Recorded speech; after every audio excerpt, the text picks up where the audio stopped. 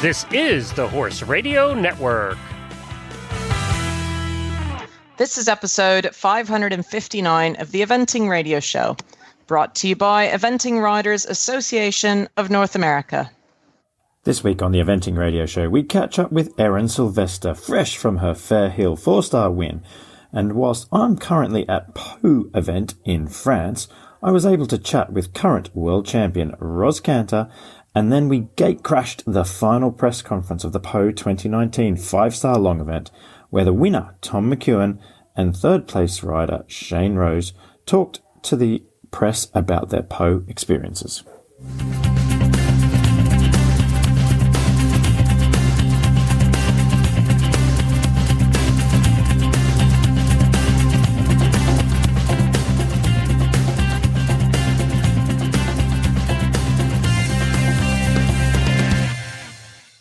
I'm Liz Halliday Sharp, coming to you this week from North Chailey in England. And I'm Paul Tapner, coming to you this week from Pau 5-star event in France. And you are listening to the Eventing Radio Show.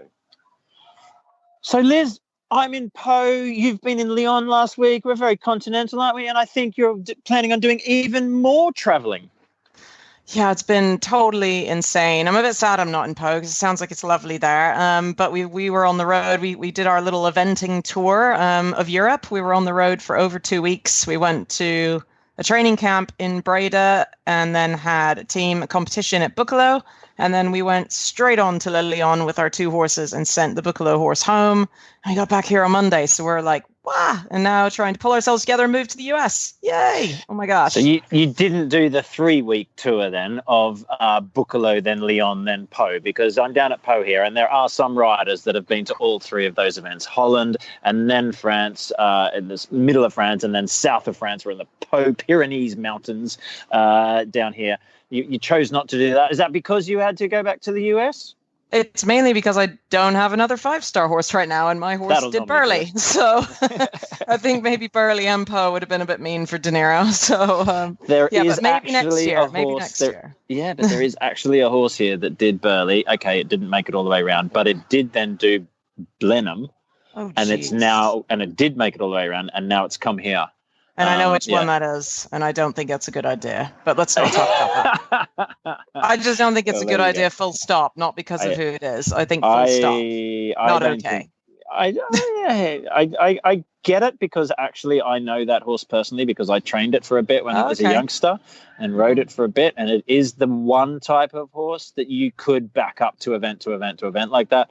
But historically, there's even rules around saying that you're not allowed to do things, too many long format competitions too close together. But, so we will see. So, yes, I'm at Pau, the event that you're now missing, the 5-star here at Pau. And it's a stellar field. And, my God, we've had the dressage the last 2 days. And, my gosh, you should see the scores are so close together. We have, equals, and there's literally 1 or 2 penalties separating them. We have some super top horses here, especially with Tim Price, Gemma Tattersall, and Ros Canter, our current world champion, and Chris Burton. And, there is just going to be a really, really tight competition. I encourage everybody to go back and to don't the forget Pau Tom website. McEwen. Tom McEwen and Toledo Teresa. Exactly. Tom McEwen is got 2 horses here.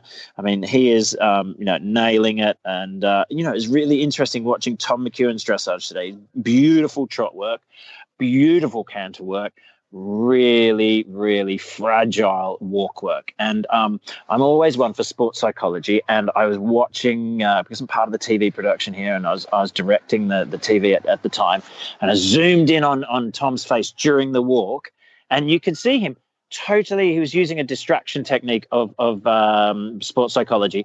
He's looking outside of the arena. Yeah, he was literally looking out at something else. And I use that on horses in a main arena like that. I will count the flags around the outside of the arena to relax your body more. Just like I'm out 100%. For a hack. I'm just riding out along the road or out on the trail. It's just really casual, just wandering around.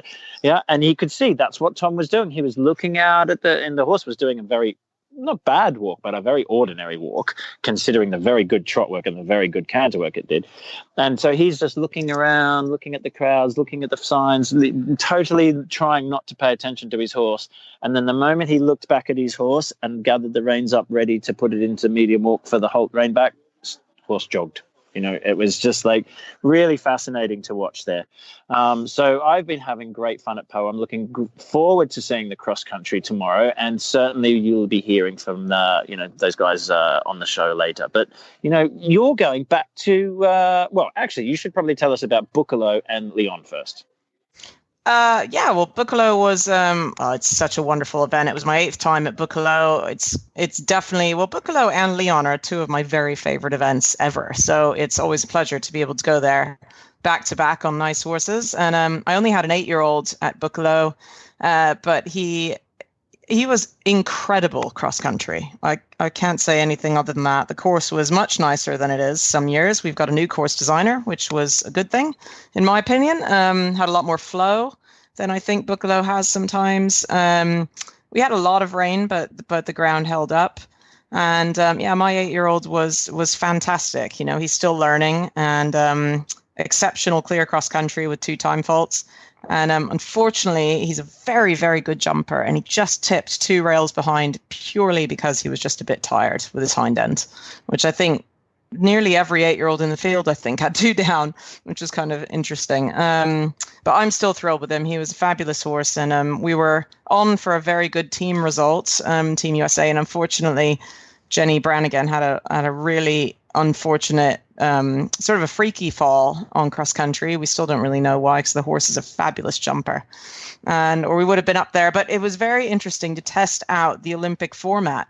Interesting, weird, all kinds of things. Yeah, I was going to figure out how when one of your riders has fallen off in cross country, but there's still now what happens? Jumping. I mean, it was very odd, but useful. Do you know what? Really, really useful for all of us. And for sure. All horses and riders have gone home in one piece, and looking forward to another day, which is important. And then we sent that horse home with Francis Whittington. Thank you, Francis, who took my boy home. To Lyon. And on to Lyon, which was a very long drive in very bad weather. And yes, I had 2 fabulous 7-year-olds at Lyon, Cooley Moonshine and Flash Cooley, who are both really top horses. And the one thing I will say, and I'm going to say this right out there, that the ground in the main arena this year was unacceptable. Like, bottomless to make the worst event in Ireland look good. It's the best. So exactly, it is not acceptable. It is the World Championships for 7-year-old horses. It's the World Championships for 6-year-old horses, and rightly so. It is a glorious event, and it's a great, well-supported event by all of the riders and the spectators. They get huge spectators. They're beautiful, but then why put the dressage and the show jumping on grass when it's so raining, and like, it's not fair for the young horses. It becomes a particularly unfair competition when the technology is there to put down a surface. They already have a massive arena that has got a synthetic surface there. Okay, it's not right where the grandstands of the racecourse is, where the main event is, but it doesn't matter. It is there, so it's not like they can't do it. And you just follow the Buccalo and the Wiesbaden and all these other events, which put down a temporary surface just for the week. It is possible. So, and we pushed to get moved to the surface on the Friday. All of us as riders, we pushed very hard because we knew there was more rain coming. The dressage was punishing, Paul. I mean, my 2 horses tried so hard. I mean, they tried their guts out. They were falling over in the arena. I mean, it was that bad.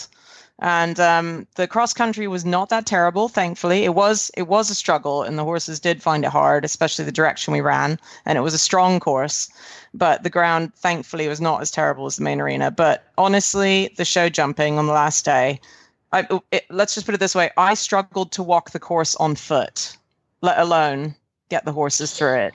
Well, indeed, I spoke to Tim Price about that, the winner of the 7-year-old class, and he said that he was on an exceptional show jumper, and he was in 8th place going into the show jumping. I was in 11th, Paul, and I finished 2nd. It's unbelievable. Exactly. 8th place going into show jumping, and he just knew he had a very good show jumper, and he knew the time was tight, and he said, well, I'm just going to gallop around, treat this like a cross-country course, try and put the horse long at every fence, which is not what you do to make a good jump and get a clear round, but just so that he could be away from the boggy takeoff spots. Yep. But he knew his horse had the ability and the scope, but not every horse would do. And, so totally riding because he was on that particular horse and that particular ground. And he gets the clear round, and he came out of the clear round thinking, his words were, I don't think anybody else is going to do that because they're not sat on that type of horse, Well, So and I hope they'll listen hopefully- to us and change it for next year, because really it is the most wonderful event, as well as I do. It's a great experience for the right horse and for the riders. It's a real, feels like a really big championship, but we need to not crush the soul of these lovely young horses for the future. Indeed, that's correct. Well, enough of us and enough of where we've been going. I think we should hear from some of our guests on the show today. Joining us now on the Eventing Radio Show, it is one of the USA's top riders. Erin Sylvester, welcome to the Eventing Radio Show. Hi, thank you so much for having me.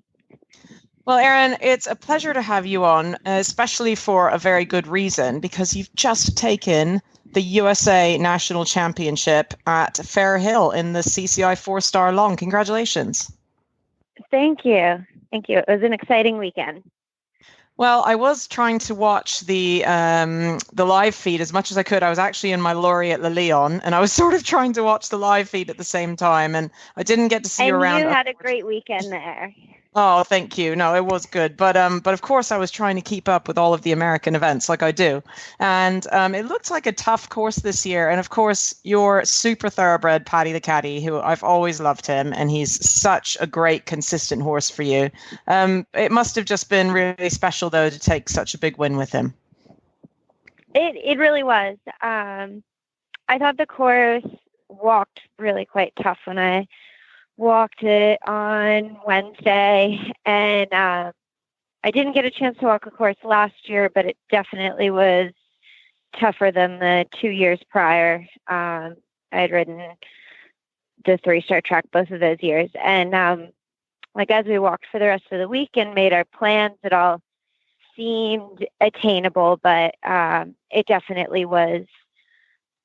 It was a very technical course, and I thought it got technical late in the course, and for that reason, it sort of caught out horses that were getting tired. It was in the later stage of the cross country, like in the 8th and 9th minute, where Derek's usually got just like some straight lines and scope questions. He had some turning questions that really ended up mixing up the leaderboard on Saturday afternoon. And it definitely looked that way, and it was interesting to watch. And I think the course looked like it had changed a little bit. Now, your horse, Paddy the Caddy, he's a fantastic cross-country horse. And I understand that you've held a record, at least for a long time. I'm not sure if I still have, but your own little record that he had never had a cross-country or a show jumping fault in a 3-day. Is that right? Something like that? That was right until this spring. I had a 20 at Kentucky, but up until that point, that was accurate. He's only had, and for his show jumping, he's only had a time fault at his very first 1-star when he was a 7-year-old in the show jumping. So the rest of his 3-day events, Sunday show jumping, he's so reliable. He tries really hard, and he does not want to touch the poles. That's pretty cool. I mean, I remember hearing that and thinking that's some record, especially for a thoroughbred. I mean, just outstanding.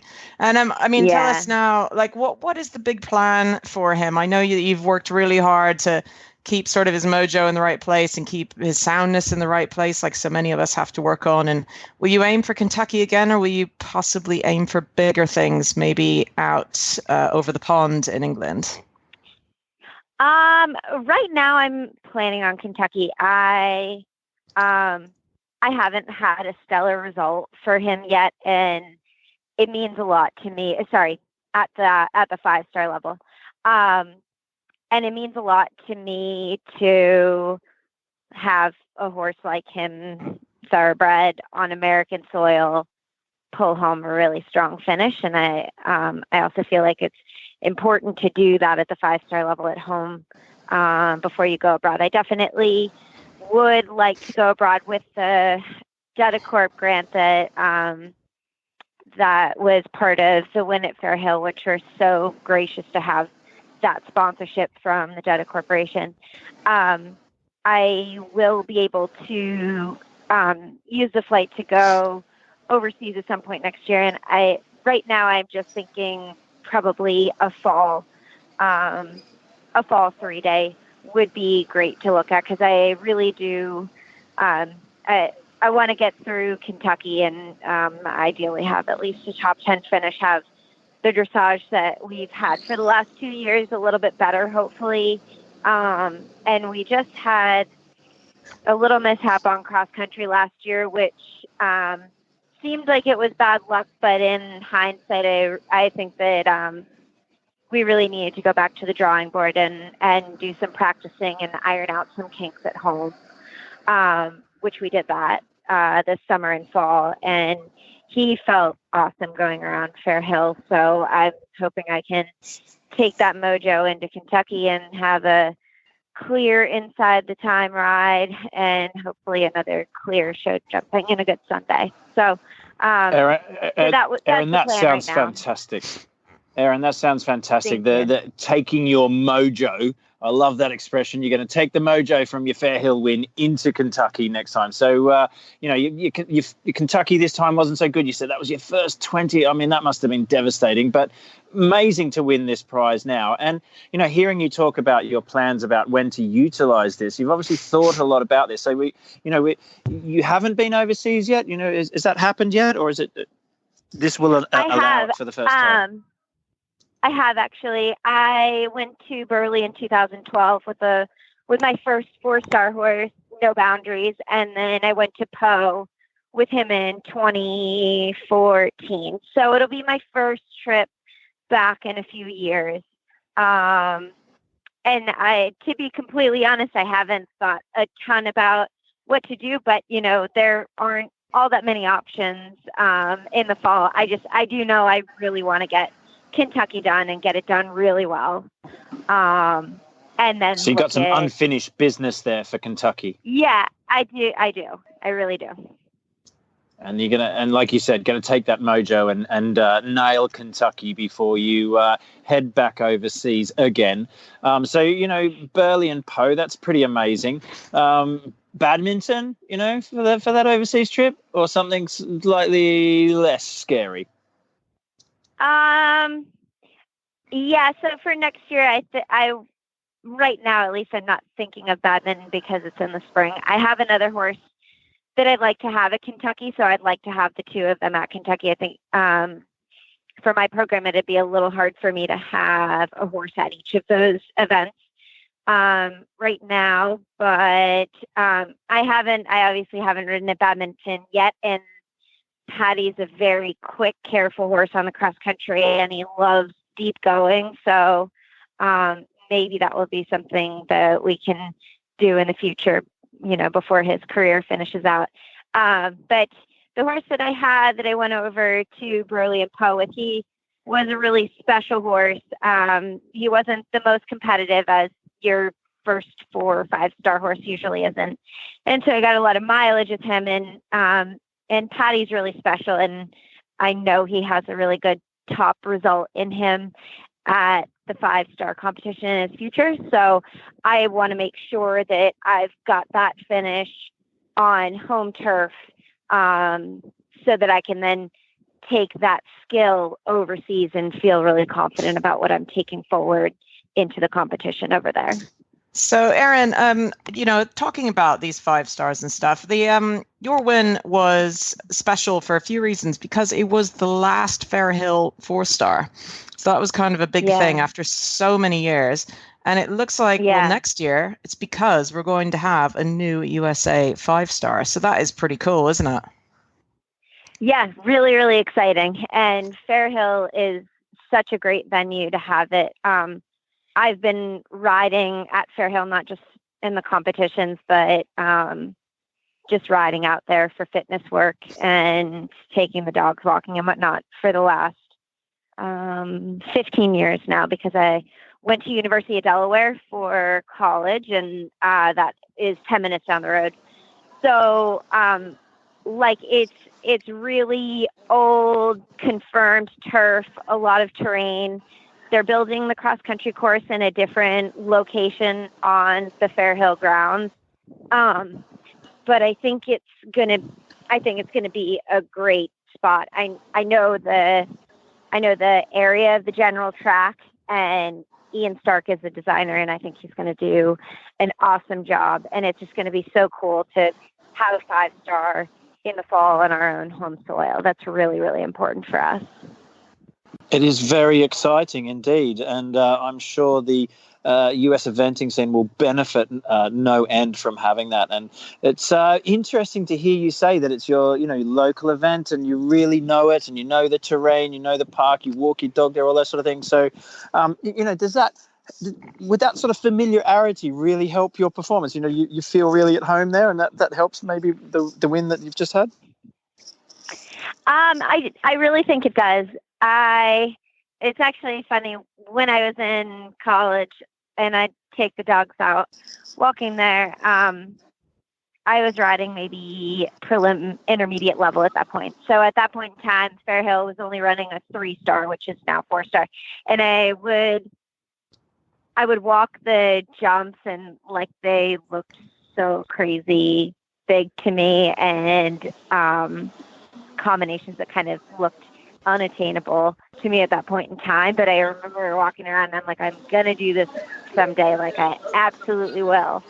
And so it was really meaningful to have that win on home turf, and for it to be the last year that it's run in that location, the 4-star.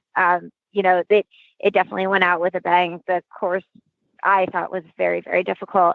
And Derek, I thought, was a little bit tricky in 2 spots, like created things that people were a little surprised by, and rode differently than some of his combinations tend to ride.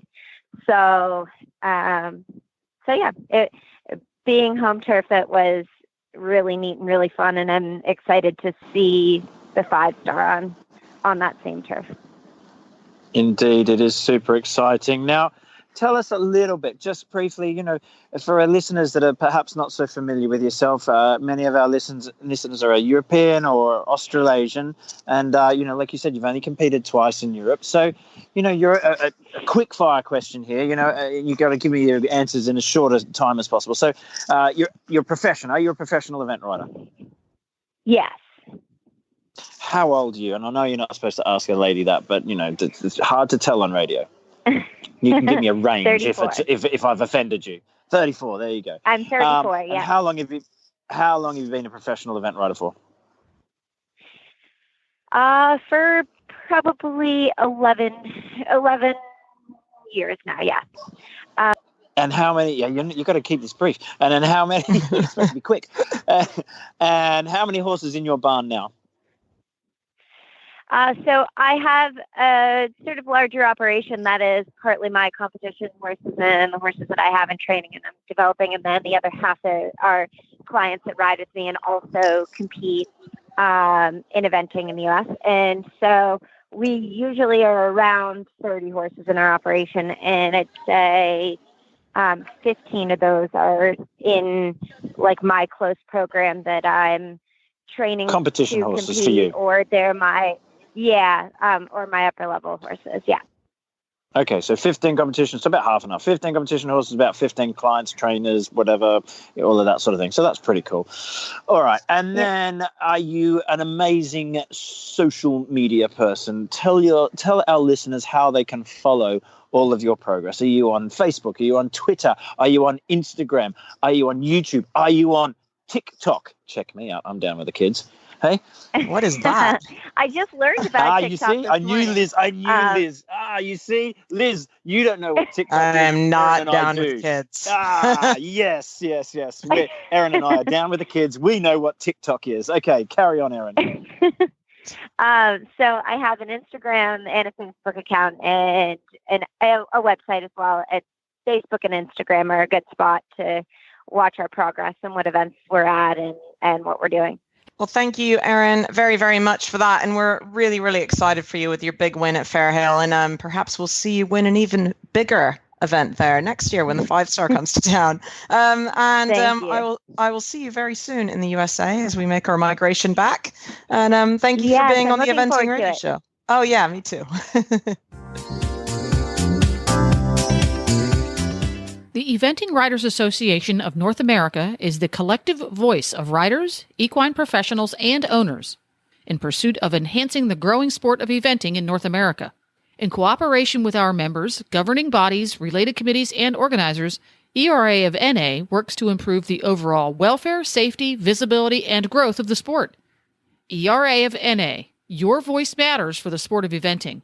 Jump in and engage by becoming a member today. Find them online at www.eraofna.com. I'm here at Po 5-star event, and I'm at the very last fence of the cross-country course, and I just so happened to run into our current world champion, Ros Canter. Ros, just interviewing you here for the Eventing Radio Show. So you've just finished walking the course here. What's your impressions of the Po 5-star track? Yeah, it's definitely 5-star. It's definitely going to be a challenge out there today. There's lots of twists and turns, lots of skinny fences, lots of big fences. But I'm pleased to be sat on my little horse, Zenshira. He's been here before and he's a great cross-country horse, so I hope I can give him a good ride today. So Zenshira, the horse you definitely want to be sat on for this course? Yeah, I think so. I mean, he wouldn't be the fastest horse in the world, and I think he might find it quite hot today because it's pretty hot here in Po. But he's a super jumper, and I know he'll try his hardest for me. Most definitely. And for all our listeners, just remind us what score you got in the dressage and where you're positioned, or are you one of these riders that ignores the scoreboard till the very end? We got a 27 point something. I can't remember what the point was. I think it was a 2. Yeah, I mean, he was great. He actually did some of the best work he's ever done, and I watched it back last night, and it actually looked quite impressive at times. But we made mistakes in the changes. He has always been tempted to get a bit overexcited about doing a flying change and take it a bit early. So I made the decision to practice them all a bit late. And then when we got in there, we both kind of forgot to ride them at the right point. So oops. That's a little bit annoying because actually his changes can when be you have highlight. a plan, yeah, exactly. You have a plan to really pull down the big marks, and it doesn't quite pull it off. It's didn't frustrating. Come off, but actually he was very good. You know, he's getting a bit of an old hand at dressage really, and we've been together since he was 6 years old, and he's 15 now. So I ought to know how to ride him, really. You should know how to ride him, yes. And indeed, we can't let you go without mentioning that you're coming back from maternity leave, if we're allowed to call it that. It's not quite maternity leave when you're an event rider, but finding the transition back in as a riding mum, no problem whatsoever, ready to nail it here today? Well, I wish I would say, yeah, it's no problem whatsoever, but the reality is it is more difficult, I think, and it's definitely taking me a bit longer to get back into it. I'm not entirely surprised. I am a little bit of a slow coach by nature, and going fast, I've had to train to be fast, and I'd say that's the first thing that's gone. So it's definitely going to be a challenge for me today, and hopefully I get in the right mindset, and then, you know, I'll go and give Alfie a really good ride like he deserves. Well, we better leave you to go and get in the right mindset, listen to some heavy metal or some relaxing music. What's your style in that? Oh, a bit jolly. A bit jolly. So we'll hear some jolly tunes coming from your lorry as you're prepping yourself ready for this afternoon's cross country. We wish you all the luck. Thank you very much. Now we head over to the Po press conference, where the winner, Tom McEwen, tells us how he feels about his win. So tell us about it. How do you feel? Yeah, amazing. But yeah, when you're on a superstar horse like that on a jumping day, it's down to me. Like he's an aeroplane jumping, so all I've got to do is stay on board and find the next fence and count some numbers. And yeah, phenomenal. Couldn't be happier to do it with him as the first one, and yeah, look forward to continuing on it. Was it his first 5-star? First 5-star win. He did his first 5-star here 3 years ago. Okay, so first 5-star win. Tom now tells the press conference about his plans for the future. Next year, or for the rest of the season, or for next year? rest of the season's over, so it's drive home tonight, Amsterdam on Monday evening for a stag do for a few days, and then work out next year after that. Okay, so that was a question about the about being a little bit stressed over for show jumping, because very often we've had riders who've been first in the dressage, first after cross country, and then it goes a little bit pear-shaped because you get a little bit stressed. So how did you manage your stress out there? I know you're going to say the horse was just fantastic. I don't know, watching Wales come out of the World Cup. Yeah, it's easy to say, but the horse is phenomenal, great jumper. We've got a great team, and if you sort of train to this every day, then this is what you want to do. You want to be going in last in that arena. And like you say, to be honest, he's a phenomenal jumper, so all I've got to do is turn up and negotiate my way around. So, yeah, unbelievably lucky to be on a superb French horse. Okay, so that was a question about the Olympics for next year. So you were second at Luulin, win here. So how do you feel about, do you think you'll be, with quite a lot of Brits obviously being possibly selected for the Olympics with a new format, so can you tell us something about that? Obviously it's the aim at the end of the day. But as a British rider, we're very lucky to have, like you say, huge strength and depth, number of riders, and at the moment the number of combinations of horses and rider right at the top level. So may have had a good season at the top levels, but you've got to maintain it next year to be anywhere near the top and anywhere near getting on and playing. The Po 5-star press conference then turned its attention to the third place rider, Shane Rose from Australia, who did his best to embrace the French locals. You haven't been in the press conference seat yet, so lovely clear there, which puts you into third place. So how do you feel about this competition? Je suis très content. That's it, other than bonjour. Well, that was a big effort. That was really good. No, very, very pleased with my horse. It's a big thing travelling to the other side of the world. Only been here a week and a half. Had a bit of a setback. He sort of had a bit of a tie-up at the Lyon when I did a gallop there. We were held up on the race course for sort of 45 minutes to an hour before we got to gallop, and just the stress got to him a little. So it wasn't the ideal preparation leading into the event here. But we had a really good team sort of supporting us and getting the horse to the fitness that he was able to compete in. So unfortunately my dressage wasn't quite to the standard that he's used to, but really, really pleased with his jumping. He's a really, really good jumping horse, and just a couple of seconds over the time on Saturday. Other than that, couldn't be happier with the horse. And it's a great event. I've been here once before, didn't have quite such good luck then. But to come over and be able to perform the way we did, really pleased. I've got to thank my wife for allowing me to do this. She looks after my kids. We have 4 of them, and it's a big job when I go away. So she's very supportive of me, and we've got a great team of staff back home which allow me to be able to do this. So whilst I get up here and take the rewards, it's a big team effort. Of all my staff and support that sort of allow me to be here. What do you think? Well, you've had a good performance here. You're top form at the moment. So do you think you'll get Virgil to Tokyo next year? I hope so. The plan was to come over here and do well. I was hoping to get in the top 3 and cement a good performance so that hopefully I can prepare for Tokyo next year. The horse has been in really, really good form for the last 2 or 3 years. He's had one little mistake in Tryon where I made an error, but other than that he's been very consistent in all 3 phases, and other than this weekend in the dressage. But my plan is to prepare him for Tokyo, and if I'm lucky enough to get selected, then that's where we'll head, and if I'm not, then I'll reroute somewhere else. Thanks for listening to the Eventing Riders Association of North America podcast. You can learn more about the Eventing Riders Association of North America at eraofna.com. We will put the links to all of today's guests and topics at eventingradio.com. We're on Facebook. Give us a follow there. Just search for the Eventing Radio Show. We're also on Twitter at Eventing Radio. You can listen to this podcast anytime, anywhere with the free Horse Radio Network app. It's on iPhones and Android. Just go to your app store and search for the Horse Radio Network, and you can subscribe via iTunes.